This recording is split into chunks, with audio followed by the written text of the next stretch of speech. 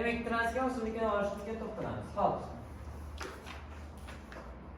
Nima degan transgen o'simlik olish. Transgen o'simlik degani nima deganimiz? Transgen o'simlik tarkibida yod DNK saqlovchi o'simlik. Deylik, masalan, biz o'tgandik. Olxo'ri olcha bilan tog'olchani duragay, to'g'rimi? Deylik, olchaga tog'olchani genini kiritsak, demak u transgen. Shunday, yoki bo'lsam pomidorga deylik, nimani genini kiritamiz? Hop, mayda itizumma genini kiritdik. Ya'ni pomidor bitta tupida 4 ta son bitta tupida 10 ta, 15 ta son. Itizum bilasiz, mayda meva.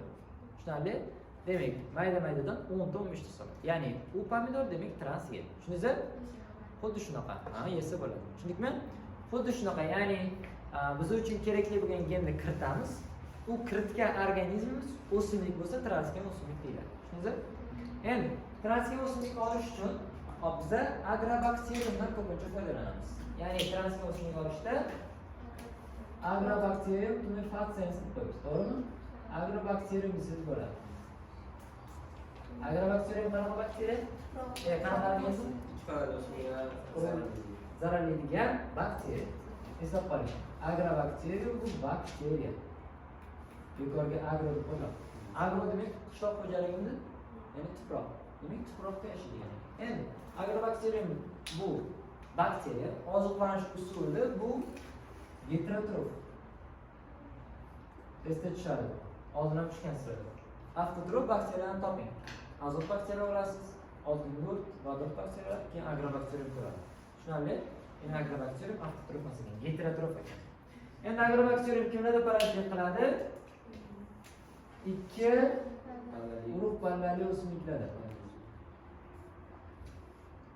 Ikki urug' pallali o'simliklar parazitlik qiladi. Nima parazitlik qiladi desa, shish hosil qiladi. Tushunarli? Demak, ikki urug' pallali o'simliklarda shish hosil qiladigan agrobakterium. Tushunarlimi? To'g'ri, agrobakteriumning DNKsi shish hosil qiladi. To'g'ri, agrobakteriumning Ti plazmidi shish hosil qiladi. Tushundingizmi? Bilasiz, bu DNK bilan plazmid deyarli bitta narsa. Plazmid просто DNKning bir bo'lagi. Ya'ni tDNK va Ti plazmid desak ham bir xil ekan. Tushundikmi? Demak, agrobakteriumda Ti plazmidi yoki tDNKsi shish hosil qilar ekan. Bu degani agrobakteriumdan tDNK olib qo'ysak, shish hosil bo'lmaydi degan. Tushundingizmi? Hozir ko'ramiz, qachon shish hosil bo'lish yo'q qiladi. Endi hozir birinchi agrobakteriumni shish hosil qilishini ko'ramiz. Keyin agrobakteriumdan transgen o'simlik olishni ko'ramiz. Mana o'simlik. To'g'rimi? O'simlikda demak, tuproqda nima yashar ekan? Agrobakterium. O'simlik ildizmi. Demak, agrobakterium mana yashadi. Agrobakterium mana asosiy xromosomasi. Mana tDNKsi yoki Ti plazmidi. Endi bunda bor shish hosil qiladigan gen. Tushundingizmi? Tushundingmi? Endi bu hop, buni olib ko'paytirsak biz probelkada va mikrotonada hosil qilish to'qimani hosil qilsak, to'g'rimi? To'g'rimi? Demak, hosil qilish to'qimadan keyin o'simlik rivojlantirsak, har bir o'simlikda shish hosil bo'ladi. Tushundingizmi? Ya'ni hosil qilish to'qimadan hosil bo'lgan har bir o'simlik. Tushundingizmi? Demak, tuproqda o'simliklarida shish hosil qilib turdi. Shuni ajratib oldikda, demak, uni biz ko'paytirib probelkada. Demak, undan uni o'simlik geniga kiritsak, har bir hosil bo'lgan o'simlikda shish hosil bo'lar ekan. Tushundingizmi? Endi hop, buni ishlatdik. Bu shish hosil qilish. Endi bundan gen muhasibasiga nima foyda? Agrobakterium bu tabiiy vektor. To'g'ri, tDNK degan. Nima degan tabiiy vektor? O'zi tabiatdan. Demak, siz unga gen kiritib, siz uni to'g'ri, siz unga ahamiyatli genni kiritmasangiz ham, undagi tDNK shish hosil qilaveradi. Tushundingizmi? Ya'ni mana bunaqa qilib shish hosil qilmasak ham o'zi ham hosil qilaveradi. Tushundingmi? demak tabiiy vektor ekan. U o'zini genini tabiiy ravishda kiritaveradi. Siz uni imunda jo'natishingiz shart emas. Tushundingizmi? Endi birinchidan tabiiy vektor, ikkinchidan kichik bo'lganligi uchun biz uni foydalanamiz. Tushunarli? O'zi aslida bundan ham kichigi ham bor. Hozir ko'ramiz.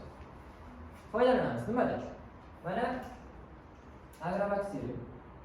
Transmosumga olib chiqamiz. Mana asosiy xromosomasi, mana nimasi? Plazmid. Tarkibida bor TDNK va nima? Shish hosiladigan gen.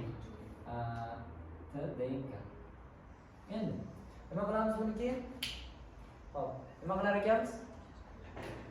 Qilamiz. Yana rasmga qarang. Nima qildi? Nima qilardik rekomendatsiya ko'rish? Plazmidni ajratib olamiz. Demak, bakteriyani kiritmaymiz biz. Plazmidni ajratib olamiz. Tushunarli? Mana plazmidni bu ajratib olamiz.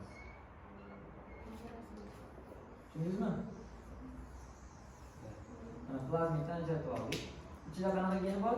Shish hosil qiladigan. Mana plazmidni ajratib oldik. Tushundingizmi? Ajratib oldik. Plazmidni nima qilamiz endi? Restriktatsiya yordamida kesamiz.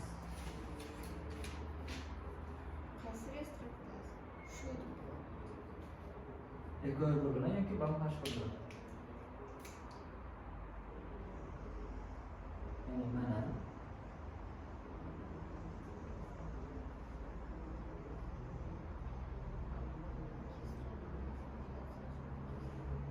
kesildimi? Yopish hosil kesildimi? Kesdik. Endi bo'sh qoldi bu joy. Nima qilamiz? Bizim uchun kerakli bo'lgan genni kiritamiz. Chunki bundan biz vektor sifatida foydalanamiz. Demak, mana vektor, mana plazmid, keyin yana bakteriya joylasini.